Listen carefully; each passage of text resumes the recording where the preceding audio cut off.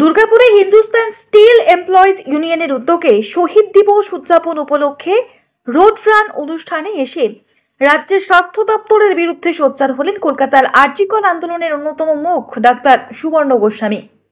7-8 মাস ধরে আমরা বিচারের দাবিতে যারা পথে নেমেছি, দুর্নীতির বিরুদ্ধে যারা মুখ খুলেছি, যারা থ্রেট কালচারের বিরুদ্ধে আওয়াজ তুলেছি, তাদেরকে নানানভাবে প্রশাসন আমাদের হয়রান করছে।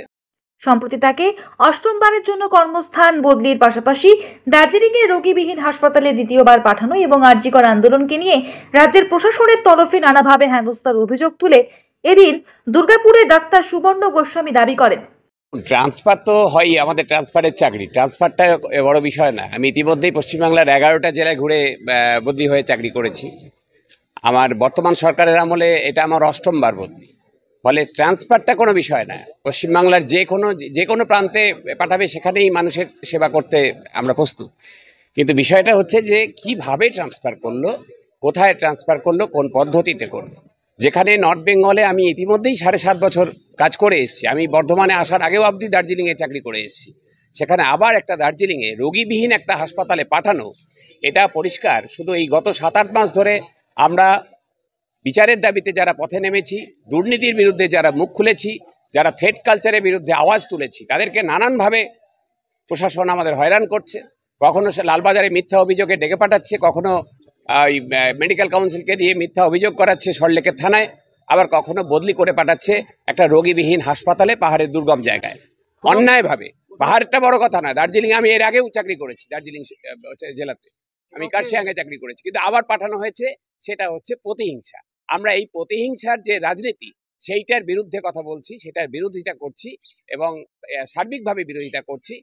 যদিও আমি এই বদলিটাকে আমাদের এই যে শিরদাঁড়া সোজা রেখে মাথা উঁচু করে কথা বলা, শাসকের চোখে চোখ রেখে প্রশ্ন করা, তার স্বীকৃতি এবং তার পুরস্কার হিসেবে দেখছি। হ্যাঁ, সেটাই তো থ্রেট কালচারেরই তো অঙ্গে। থ্রেট কালচার যার বিরুদ্ধে আমরা কথা বলছি, কিন্তু থ্রেট কালচার যে জারি আছে একই রকম ভাবে, সেটাই যে হচ্ছে তুমি দুর্নীতির বিরুদ্ধে মুখ খুললে তোমাকে ভয় দেখানো হবে, তোমাকে হ্যারাস করা হবে, হয়রান করা হবে, তোমার বিরুদ্ধে প্রতিহিংসামূলক আচরণ করা হবে, তোমাকে দুর্গম জায়গায় বদলি করা হবে। এই বার্তাটাই দিতে চাইছি প্রশাসন। ভাবছি কি করব সে তো পরের কথা। সেটা তো সরকারি চাকরি করি, বললাম যে পশ্চিমবাংলায় 11টা জেলায় চাকরি করেছি, আরো 15টা জেলাতে চাকরি করতেও কোনো আপত্তি নেই। কোথাও কি অবসরের কথা ভাবছেন? না, অবসর কেন নেব? অবসর নিজের যোগ্যতায় সরকারি চাকরিতে, কারো দয়াতে তো আসিনি, ফলে অবসরের কথা কেন ভাববো? অবসর যখন সময় হবে তখন নেব। তাহলে কি সেই লড়াই চলবে? লড়াই চলবে, যে লড়াই জারি থাকবে। যদি কেউ মনে করে থাকেন যে এইভাবে বদলি টদলি করে আমাদের আন্দোলনকে দুর্বল করবেন, দুর্নীতির বিরুদ্ধে মুখ খোলা বন্ধ করে দেবেন, তাহলে অত্যন্ত ভুল করছেন। আন্দোলন আরো তীব্র থেকে তীব্রতর হবে। বর্ধমান বা দার্জিলিং যেখানেই থাকি আমরা দুর্নীতির বিরুদ্ধে একই রকম ভাবে সরব হব, থ্রেট কালচারের বিরুদ্ধে সরব হব, অবিচারের বিরুদ্ধে সরব হব, বিচারের দাবিতে লড়াই করব। হিন্দুস্তান স্টিল এমপ্লয়িজ ইউনিয়নের উদ্যোগে রোড রান প্রতিযোগিতায় পুরুষ বিভাগে 10 কিলোমিটার এবং মহিলা বিভাগে 5 কিলোমিটার রোড রানে মোট 147 জন প্রতিযোগী অংশগ্রহণ করেন, যাদের মধ্যে 54 জন ছিলেন মহিলা প্রতিযোগী। দুর্গাপুর থেকে তন্ময় দাসের রিপোর্ট, দ্য ই-পেপার ডিজিটাল।